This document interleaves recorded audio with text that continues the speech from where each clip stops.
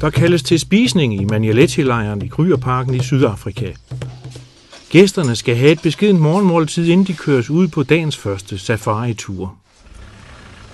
Årligt køres tusinder af turister og lokale feriegæster rundt i denne naturpark, der næsten er på størrelse med Jylland. Höyer-Parken ligger i den nordøstlige del af Sydafrika og støder op til Mozambique. Det kan godt være, at det giver kuldegysninger, når man bogstaveligt talt befinder sig ansigt til ansigt med store vilde dyr, og så endda på deres banehalvdel. Og især når man tydeligt kan høre deres åndedræt og nærmest mister luften af den kraftige lugt af vilddyr. Nærmest per automatik sidder man helt stille i et panisk forsøg på at virke usynlig, når en elefant på flere tons stiller sig i positur 1 meter foran Land Roveren.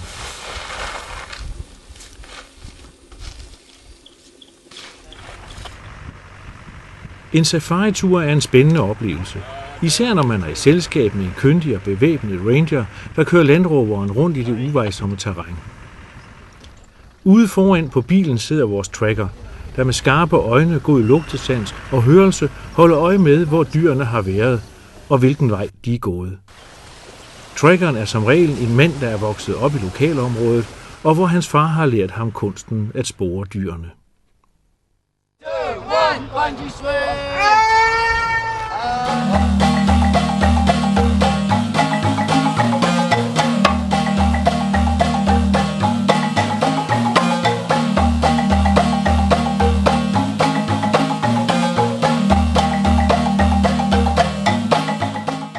Indbyggertallet i Sydafrika er omkring 44 millioner, og næsten alle, der i dag bor i Sydafrika, er efterkommere af indvandrere.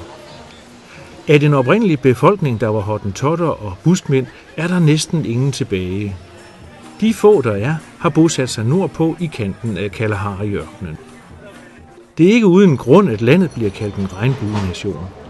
77% af befolkningen er sorte. 8,5% er farvede eller er blandet race. Inderne tegner sig for 2,5%, og kun 12% er hvide. Ikke desto mindre havde de hvide igennem mange år sat sig på magten i landet gennem apartheid. Grundideen i apartheid er adskillelse af racerne. De sorte skulle bosættes i deres hjemlande og måtte ikke blande sig med de hvide. Der var således bænke og busser for de hvide og separate for de sorte. Der var forbud mod ægteskaber og sex imellem racerne. Millioner blev tvangsforflyttet til townships, hvor der hverken var el eller rindende vand. I Cape Towns centrum blev hele bydelen District 6 jævnet med jorden, og beboerne flyttede til skurbyer i Langa og Guguletu. Selve District 6 ligger i dag ubebygget og øde hen, men der er indrettet et museum over området. Her kan gæsterne få et indtryk af, hvordan der oprindeligt har set ud. Et stort bykort på gulvet viser, hvordan gaderne har ligget. Billeder og effekter giver et spinkelt indtryk af, hvor stor en fejltagelse det var at tvangsforflytte beboerne.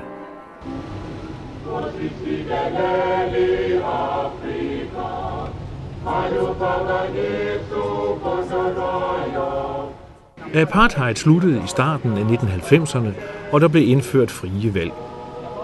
Nelson Mandela, der havde siddet som politisk livstidsfange på Robben Island, en fængselsø uden for Cape Town, blev løsladt og umiddelbart efter valg til Sydafrikas præsident.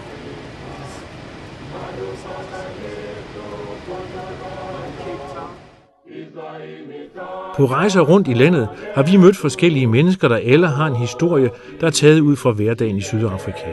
Og vi lægger nu brikker til et puslespil om landet og dets indbyggere, som de selv har oplevet det.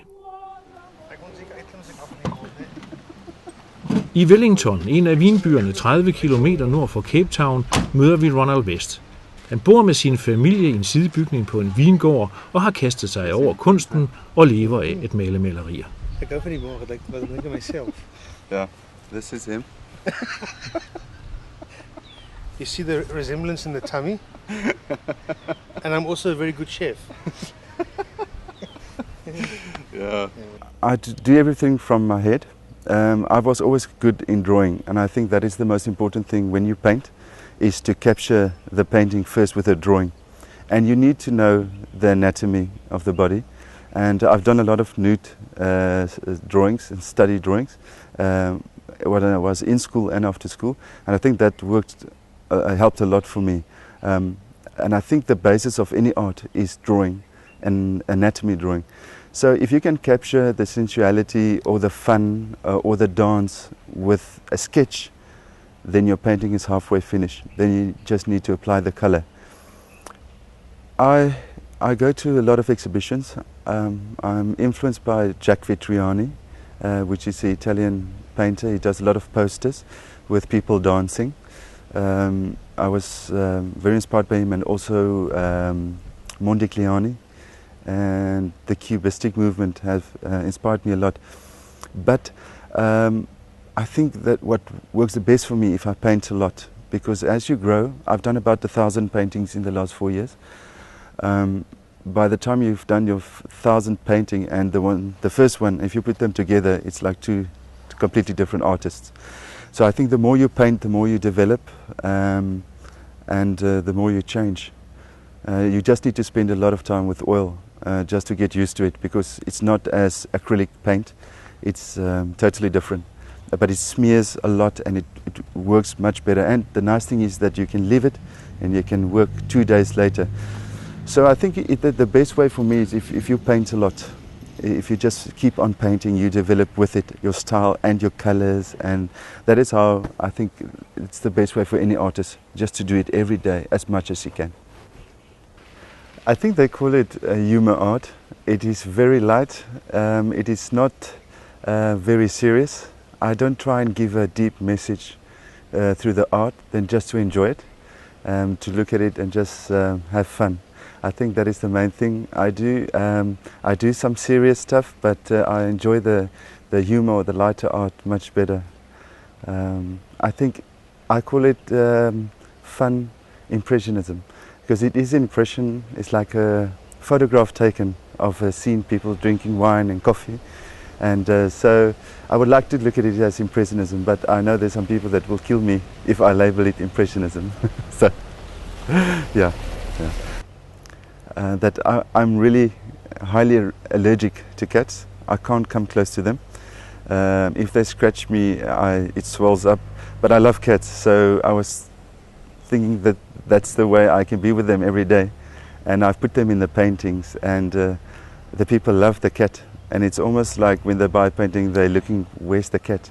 So it became of an icon. Everybody, if I don't do a painting with a cat, they say, where's the cat, where's the cat? So that has become a trademark now, and the cat is everywhere, on the bike with the chef drinking wine, is on the table. Yeah, so it's everywhere. Yeah, that's how it came. People love cats. I don't think it would have worked that well if I put a dog in. A cat has got a type of sensual feel to it. You do what you want to, and it comes as you go. And like the ladies I paint, they're very sensual, and they do what they want. Yeah, so I think the ladies, the fat ladies and the cat, they complement each other very well.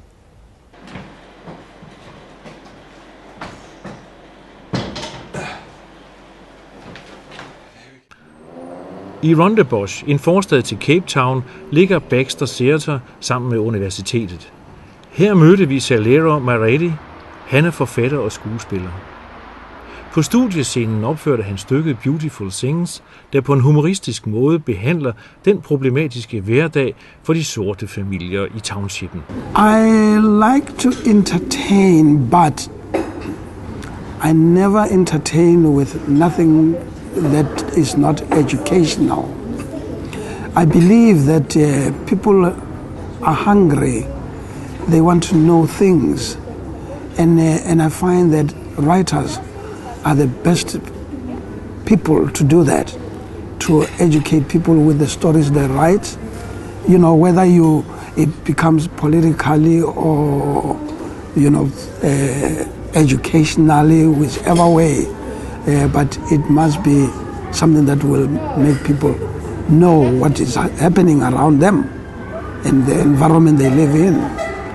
So I write a lot of educational things, but very entertaining. But I'm a very observant person. I don't walk with my eyes closed. I don't walk with my mind sleeping, I always, when I see something, it's unusual, I think about it. Things that people do, places people live in, I see those things and I ask too many questions, and I ask myself, I never ask anybody. God gave us this world to live in it and enjoy it, but the people themselves have caused the world to become a place of with a lot of ugly things happening, where you find sometimes women are afraid to walk alone in the evening or in the street alone. People are barricading their houses because they're afraid that people will break in and take things. Well, I was in exile. I left my country because it was dangerous for me to live in my country. I was, all these things I'm talking about, I was questioning the system. Why should other people live like this? I was questioning everything and I was condemning everything. So when I found out that my life was in danger, then I left the country. So I spent 14 years in exile. I came back when Mandela came out of prison. Now here I am. South Africa is a new country, very new country. It's growing. I truly believe that it will grow. We are having a lot of problems. There's more unemployment, more poor people are getting poorer. But I want to believe that something will be done, because if something cannot be done, then we'll have a very ugly country. But I truly believe that everybody has, is trying to look at the problem to be solved so that the gap can be bridged. You cannot live in a country like South Africa, which is so rich, and have very, very poor people. It doesn't make sense. Something is wrong, and that something must be corrected. It must be put straight.